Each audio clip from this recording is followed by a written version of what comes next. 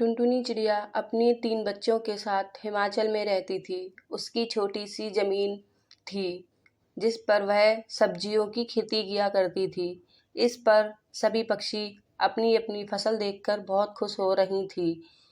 वह भी अपनी फसल देखकर बहुत खुश थी, लेकिन उसकी खुशियों पर पानी फिर गया। अचानक रात में बहुत तेज बारिश होने लगती है।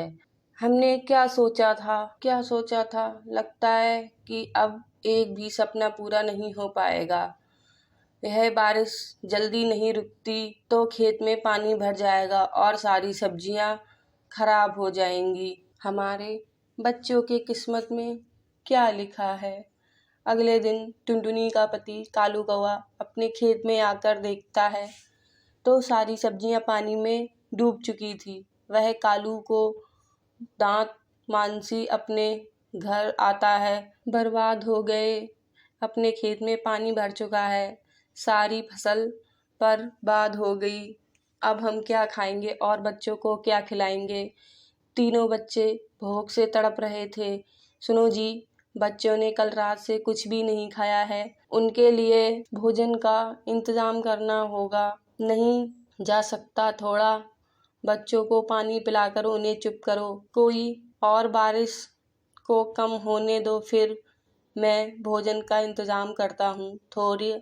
थोड़ी देर बाद घर से बाहर निकलता है। तुम बच्चों को संभालो, चारों तरफ पानी भर चुका है, बच्चों को बाहर मत निकलने देना, अभी भोजन लेकर आता हूँ। जो अपनी तपस्या में बैठे होते हैं वही कल नाग उन्हें काटने आ रहा था। कालू को अपनी जान की फिक्र ना करते हुए उसे सांप से पापा को बचा लेता है। बहुत खूब बेटा, तुमने अपनी जान की परवाह ना करते हुए मेरी जान बचाई। बोलो तुम्हें क्या चाहिए? हमारे पास भोजन के लिए पैसे नहीं हैं। यह लो जादू, इस नोट को अपने खेत पर जाकर जमीन में दबा देना, तुम्हारी सारी मनोकामना पूरी हो जाएगी। भूख लगी है, जल्दी से मुझे खाने को दे दो। बहुत तलाश करने के बाद भी मुझे कुछ खाने को नहीं मिला। जादू नोट को खेत में बहुत दबा आई हूँ। कुछ दिनों बाद जब दोनों पति पत्नी अपने खेत में वापस जाते हैं तो उनकी खुशी का ठिकाना नहीं रहता। जहाँ पर उन्होंने जादुई नोट को दबाया था वहाँ पर कई पैसे के पेड़ उगाए थे और उन पर 500 की नोट लगी हुई थी।